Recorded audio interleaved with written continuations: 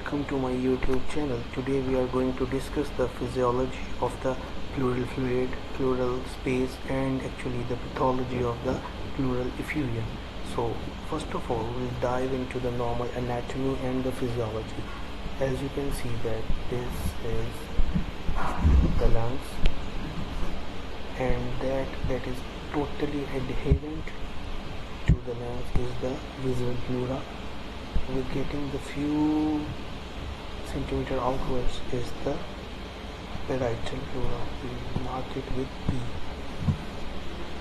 So the space in between of that is the pleural space.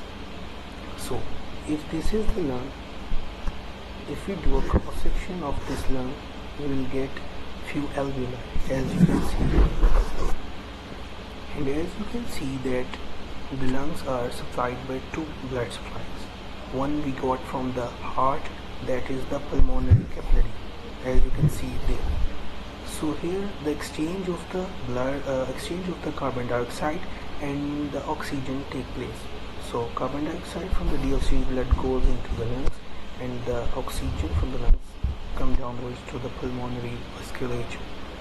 And also the arterial blood from the bronchial microvasculature come to the lung to supply the lungs with the oxygenated blood. So when these vessels coming from the heart, they actually pierce the visual pleura. As you can see here, this is the visual pleura, the part. This is actually the visual pleura. This. So here there are the bronchial microvessel that are situated.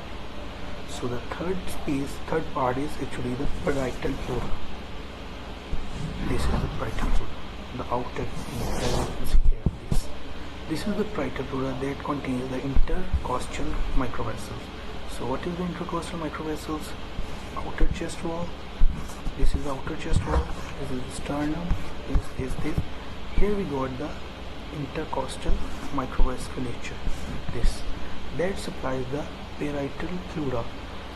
So now we can see that between the visual pleura and the parietal pleura, we got the pleural space. This is the pleural space. So now we can see that there are actually two vessels that can lead to the formation of the pleural fluid. One is the bronchial microvessels and other are the intercostal microvessels. But as you can see that the bronchial microvessels mainly supply the alveoli, so less come into the pleural fluid. There is less contribution toward pleural fluid. But as you can see, these intercostal vessels, these mainly contribute toward the pleural fluid in the pleural space. So the major contribution of the fluid in the pleural space is by the intercostal microvessels. So then we can see if there is actually accumulation of the pleural fluid, then there is some kind of drainage that must occur to release the pleural fluid coming in. So drain out is going out through the parietal pleural lymphatics. So we can see here this. These are the parietal pleural lymphatics. This is the parietal pleura. So these are the lymphatics that lead out of the way out of these secretions of these fluid out of the pleural space. Now, after all this physiology, we dive to see what is the pathophysiology. This actually intercostal microvessel is actually causing the fluid as a transudate. So there are different causes that can be exudative causes, that can be transudative causes. So exudative causes can be any kind of inflammation that is occurring that lead to the damage to the endothelium of these vessels. If damage occur, this lead to the flow of the fluid inward. If damage occur here, come down. Other is if there is blockage of the parietal pleural lymphatics, how this can occur. If you can see, if there is some kind of tumor here. If there is tumor here, this block out the parietal pleural lymphatics. If this is blocked out, that will cause obstruction and lead to the increased fluid here. If there is increased fluid here, that can cause pleural effusion. Then there are the transudative causes.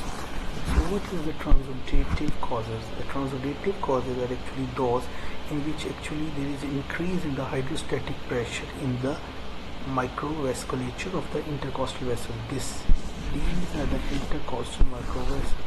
If the hydrostatic pressure increases, they will move out.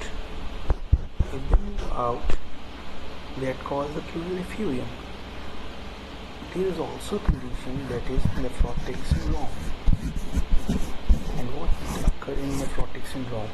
In nephrotic syndrome, actually there is decrease in the albumin. When there is decreased albumin, the fluid also flows out and lead to, as this you can see, first of all, I have to erase this. Yes, when you can see that when there is decreased albumin, the fluid that is actually present here, that is fluid actually present in that endothelium, I can provide here this endothelium. If the fluid is without albumin, that can cause decrease in the plasma colloid osmotic pressure. And when there is a decrease in the plasma colloid osmotic pressure, it actually leaves the fluid out of the microvasculature. And when the fluid leaves out of the microvasculature, that can cause increased fluid in the pleural space and ultimately leading to the pleural effusion. Thank you so much.